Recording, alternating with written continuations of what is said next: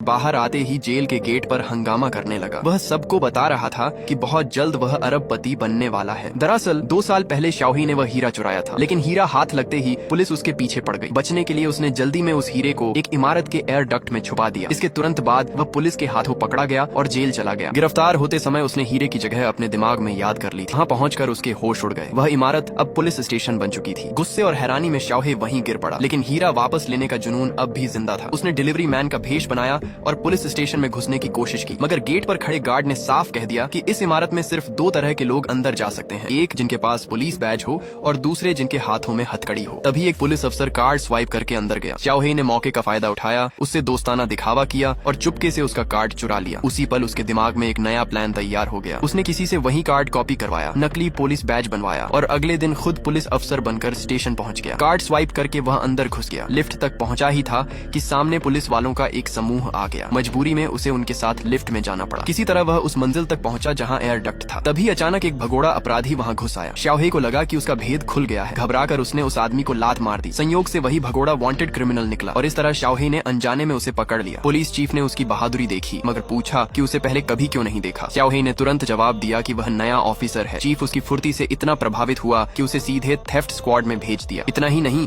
उसे एक असिस्टेंट भी दे दिया गया। इस तरह एक चोर अचानक पुलिस वाला बन गया, लेकिन हीरा वापस पाने के लिए उसे यह नाटक जारी रखना पड़ा। नौकरी के पहले ही दिन उसे चोरी के एक केस की जांच सौंपी गई। सबको लगा चोर खिड़की से भागा है, मगर शाओही ने अपने सालों के चोरी के अनुभव से तुरंत समझ लिया कि मामला कुछ और है। उसने सुराग ढूंढकर चोरी का सामान बरामद कर लिया। उसका पहला केस आसानी से सुलझ गया और पुलिस स्टेशन में उसकी धाक जम गई। फिर एक दिन सुपरमार्केट में खरीदारी करते समय उसका सामना एक रॉबर से हुआ। दुकान का मालिक भी बंदूक लेकर भिड़ गया। मौका देखकर शाओही ने पीछे से रॉबर को दबोच लिया, लेकिन हैरानी की बात यह थी कि रॉबर उसका पुराना साथी निकला। शाओही ने चालाकी से अपने साथी को बच निकलने का मौका दिया, लेकिन वह फिर भी पकड़ा गया। अपनी पहचान छुपाने के लिए शाओही ने उसके सामने बहादुरी का नाटक किया और धीरे से कान में कहा कि अगर वह साथ देगा तो बाद में अच्छा इनाम मिलेगा। दोनों ने मिलकर ऐसा दृश्य रचा कि पूरा पुलिस स्टेशन शाओही की बहादुरी का दीवाना हो गया। डायरेक्टर ने उसे चोरी विभाग का टीम लीडर बना दिया। इसके बाद उसने स्मगलिंग का केस भी सुलझाया। एक डीलर पकड़ा गया और भारी मात्रा में नशा बरामद हुआ। अब शाओही पुलिस स्टेशन का सितारा बन चुका था, लेकिन उसका असली मकसद अब भी वही हीरा था। आखिरकार एक दिन उसने वेंटिलेशन पाइप में छुपा हुआ हीरा ढूंढ ही लिया। खुशी के मारे वह पागल हो रहा था कि तभी पुलिस चीफ वहां आ पहुंचा। घबराहट में शाओही के हाथ से कई छोटे डायमंड्स के पैकेट में गिर गए। उसी समय डायरेक्टर ने बताया कि इसको टेस्टिंग के लिए ले जाना है। शाओही ने तुरंत नया आइडिया दिया। उसने कहा कि इसका इस्तेमाल करके पीछे बैठे बड़े डीलर को बाहर निकाला जा सकता है। इस तरह वह एक बार फिर अंडरकवर एजेंट बन गया और डील करने निकल पड़ा। जब वह ट्रांजैक्शन स्पॉट पर पहुंचा, उसने जल्दी से हीरा निकाला। तभी एक आदमी बंदूक लेकर आया और हीरा छीन लिया। वह कोई और नहीं, उसका पुराना साथी हुआंग माओ था, जिसने पहले उसे धोखा दिया था। हुआंग माओ गोली चलाने ही वाला था कि उनकी गाड़ी अचानक नीचे गिर गई और सीधे डीलर के अड्डे पर जा पहुंची। सबको पकड़कर अंदर ले जाया गया। डीलर को शक था कि शाओही पुलिस का आदमी है। उसने कहा कि अगर वह असली है तो हुआंग माओ को गोली मारकर साबित करे, मगर शाओही ऐसा नहीं कर पाया। तभी पुलिस ने धावा बोल दिया। जोरदार गोलीबारी शुरू हो गई। इस अफरा तफरी में हुआंग माओ गाड़ी लेकर भाग निकला। शाओही तुरंत उसके पीछे दौड़ा। पीछा करते हुए उसने सिग्नल बुलेट उसकी गाड़ी पर दागी, फिर ट्रक के सामने उसे रोक लिया। आखिरकार हुआंग माओ उसी गोली से मारा गया। शाओही ने हीरा वापस ले लिया, लेकिन अब तक पुलिस को उसकी असली पहचान पता चल चुकी थी। वह असल में डायमंड थीफ था। फिर भी वे उसे गिरफ्तार नहीं कर सके, क्योंकि पीछा करते हुए